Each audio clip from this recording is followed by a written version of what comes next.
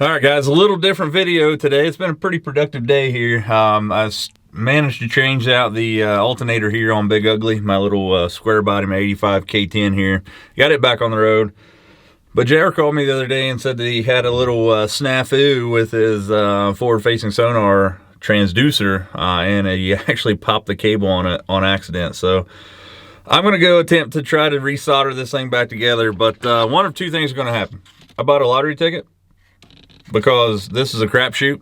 We're either going to fix this thing, it's going to work, or this lottery ticket's going to be a winner. One of the two. And I'm hoping that we can resolder the transducer and this thing's a winner, because I don't know how much a live-facing or a Livescope transducer is, but I'm sure it's probably in the thousands of dollars, I would say. So let's go try to fix this thing and help a buddy out. So let's try it. Again, guys, we're in that point where technology and fishing are in hand to hand. They're one and the same. And if you know how to work on your own electronics, even soldering like this, guys, soldering is a really good thing to know and how to do. So we're gonna use my expertise when it comes to technology and electronics to try to fix this thing today. And we're gonna bring you along for it. So let's get after it. Right there is the issue, ladies and gents. As you are aware well of, this crap is expensive, man. And stuff happens. You get in a hurry, you're out there trying to catch a fish, and you don't look at the cables, and it's wrapped around something it shouldn't have been, pow, and then we're back in the situation we are. So again, we're going to use my expertise with a little bit of technology skills to try to put this thing back together. Hopefully we get it going. Right now it shows transducer lost, so we're hoping to find that jewel. Right now what we're trying to do is, where it's at, it's going to be tough to solder it all here together, so we're going to take the transducer off of the mount, which you guys saw the other day. It's a Tackle Shack mount pole here, but we're trying to take this thing off, maybe, potentially. I might get crazy and try to solder it right here, I'm not sure, but it's going to be a lot of work to get it off. But we're gonna give her one heck of a try. Let's get it. All right, cut my head off on this video here, but you see both of these things are pretty much cut almost in two. I want to be sure, I'm sure one of these is a send and one of them is a receive, but I'm going to cut them off and then solder them back together, but I need to make sure that I mark these so they go back to the same one, right? I don't want to solder them crisscross in there and have a weird deal. I got a little 3D printed set of helping hands here that I made. It's going to help me. This wire in here is probably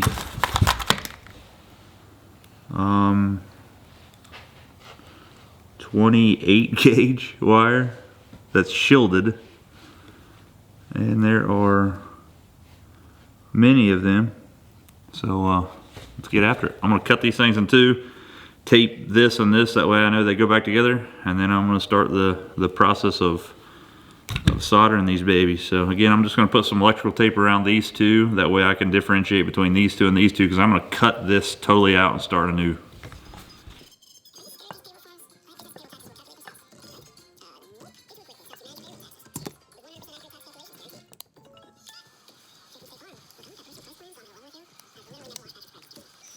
So you can see there, guys, I cut this thing off. These are shielded wires. That's what these little pieces of aluminum foil on all these wires are. So it looks to me like there are 1, 2, 3, 4, 5, 6 wires. But inside those wires are 2 wires. So this is twisted pair, 2, 4, 6, 8, 10, 12, 13 wires. So it's gonna be fun.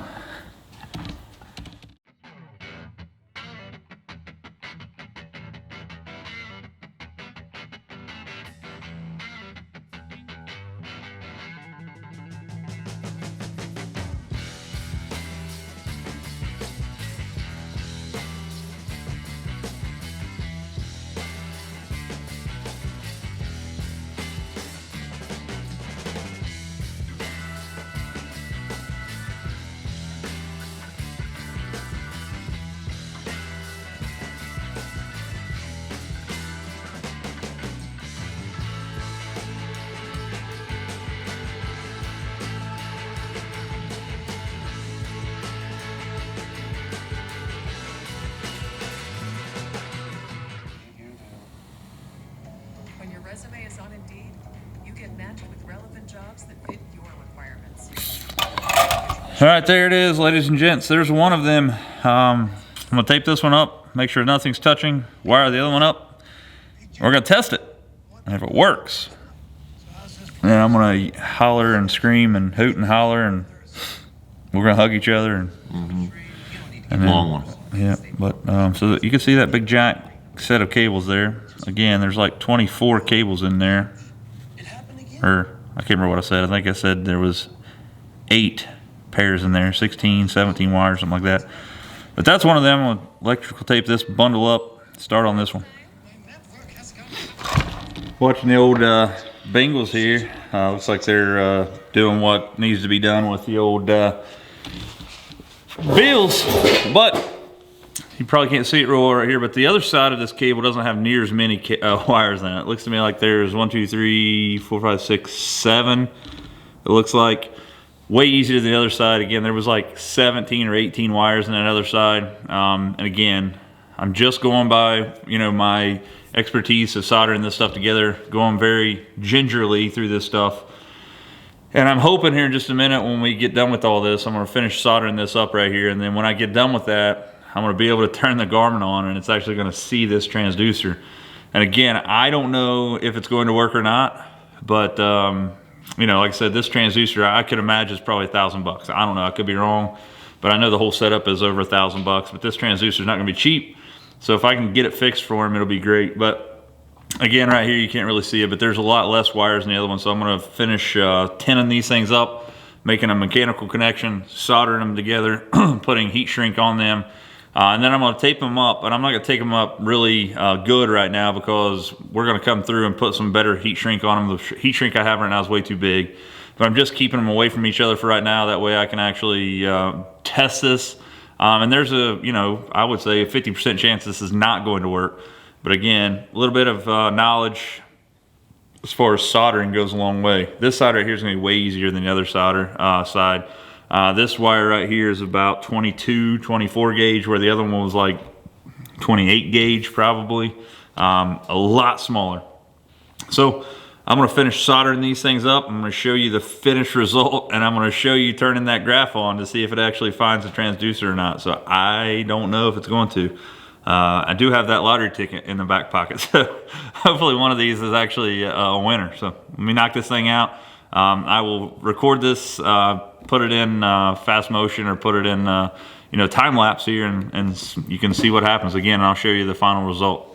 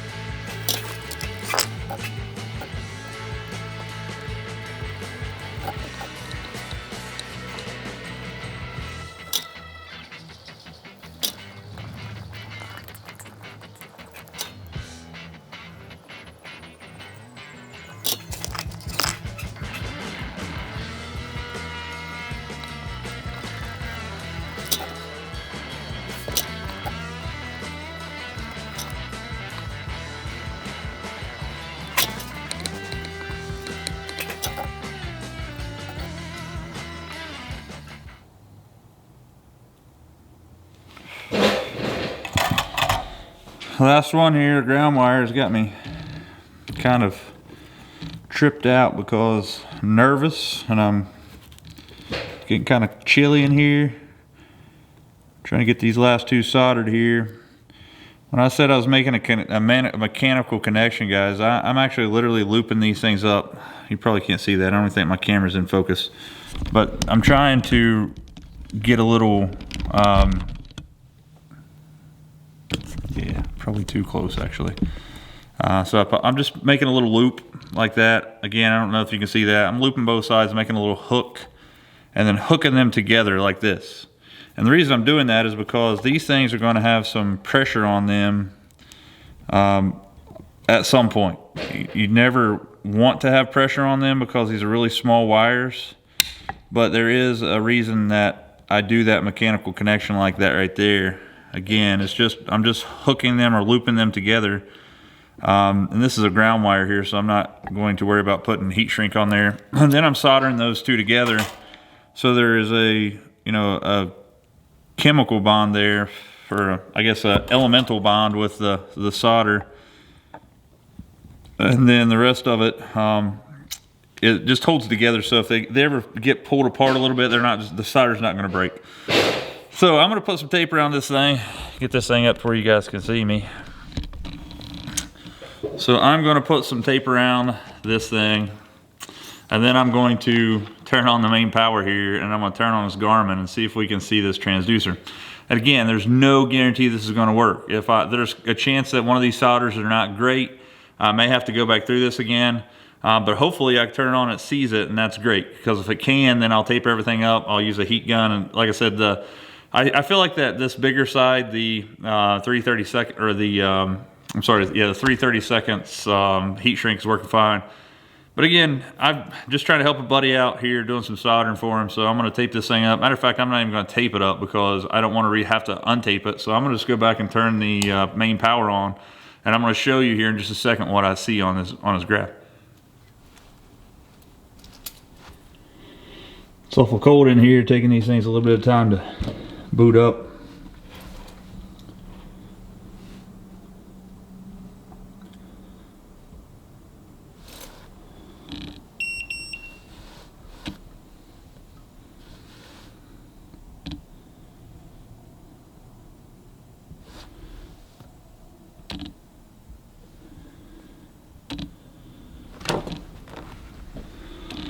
Let's see here. I know nothing about these things, so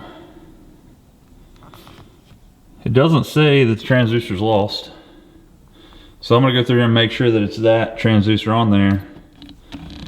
But we'll see what happens. All right, quick change of plans. It's the next day or a couple days later. I didn't have time to test this thing. The other day I was looking and I couldn't find Panoptics on the menu. Which, as I was thinking later in the evening when I left here, because it was getting cold, that was because it wasn't seeing the transducer. I looked in his hatch here, and sure enough, it was blinking some red lights, and I looked on Garmin's website for their manual, and it was saying that it can't find the transducer. So I was like, crap, maybe this is not going to work. But I came back here and soldered every wire again into this big, massive stuff that you can see right there. Get my camera to focus on it there. I soldered them all back together one more time, cut it again, and resoldered them all back together. And then I looked here on his graphs. Let's check and see if it's on here as well. I don't know if it's on here or not. It's actually probably not networked here. It's not on here. But Panoptics is available here on this graph, which again, we can't test it as far as without water or any of that stuff, obviously, but it is working and it's seeing the transducer. You can see that up there by the 20, you can see when I move the transducer, I'm getting some signal, which is some good news, ladies and gents. So a little bit of knowledge, a little bit of technology skills goes a long way when it comes to you know, doing some work here on the boat.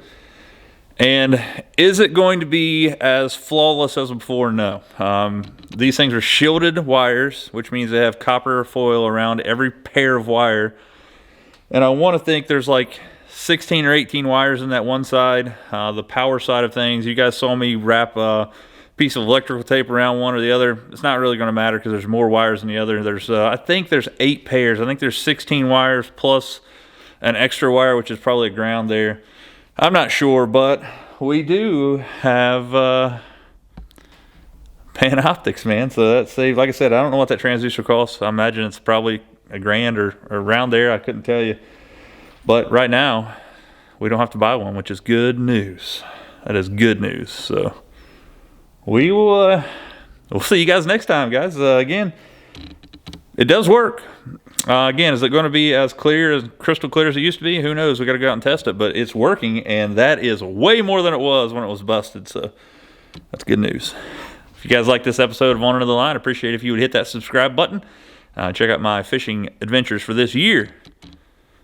Try to get that 6,000 subscriber mark. We'll see you guys next time. If you guys can, get out there and lean on them.